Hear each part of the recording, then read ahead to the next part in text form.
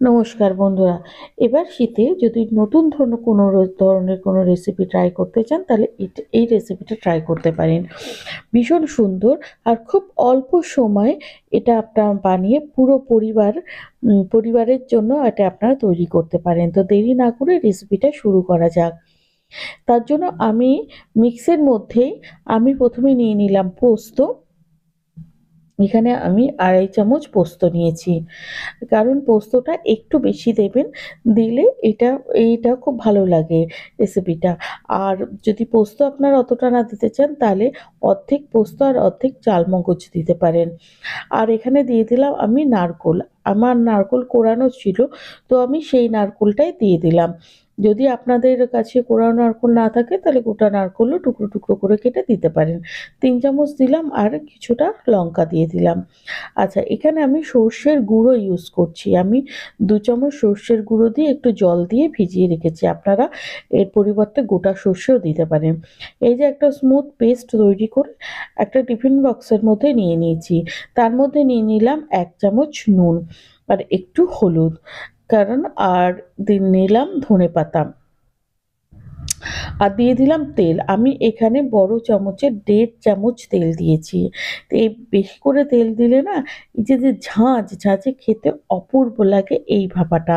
আজকে আমি রেসিপি যেটা তৈরি করছি সেটা হচ্ছে ডিমের পোচ ভাপা। আপনারা আগে কখনো খাননি, কিন্তু ভীষণ সুন্দর। সব উপকরণগুলো মাখিয়ে নিয়ে আমি এই টিফিন বক্সে ২ খানা ডিম খুব আলতো করে ভেঙে দেবো। যাতে ডিমটা ঘেঁটে না যায়, কুসুমটা যাতে ইনট্যাক্ট থাকে। এবার আমি একটা দিয়ে আরেকটা ডিমও ভেঙে দিলাম। আচ্ছা, এখানে আপনারা একটা জিনিস কিন্তু অবশ্যই লক্ষ্য রাখবেন যে এইটা দেওয়ার পরে টিফিন বক্সটা একদম নাড়ানাড়ি করবেন না। দিয়েই ঢাকা দিয়ে দেবেন। ঢাকা দিয়ে খুব আলতোভাবে এটা কিন্তু বসাবেন, তা না হলে কুসুমটা ঘেঁটে যেতে পারে। জলটা গরম হয়ে গেছে, আমি তার মধ্যে বসিয়ে দিয়ে ১৫ মিনিটের জন্য রেখে দেবো। ফুটতে দেবো।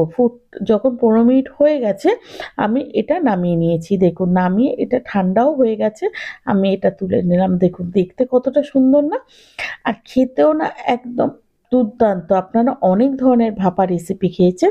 এই ভাপা রেসিপিটা ট্রাই করার জন্য বিশেষ অনুরোধ রইল। আর আমার রেসিপি যদি ভালো লাগে চ্যানেলটা সাবস্ক্রাইব করার অনুরোধ রইল। আর যারা ফেসবুক থেকে দেখছেন তারা পেজটিকে ফলো করার অনুরোধ রইল। আর এই রেসিপি যদি ভালো লাগে বন্ধু-বান্ধব, আত্মীয়-স্বজনদের মধ্যে শেয়ার করতে কিন্তু একদম ভুলবেন না। দেখুন কুসুমটা একদম জমে গেছে। আর ডিমের পোচ যেমন হয় ঠিক সেরকম হয়েছে। মানে এতটা সুন্দর এটা খেতে না। আর যে সর্ষের তেল দেওয়ার জন্য যে ঝাঁঝটা তৈরি হয়েছে সেই ঝাঁঝের জন্যই এই রেসিপিটা এতটা সুন্দর খেতে।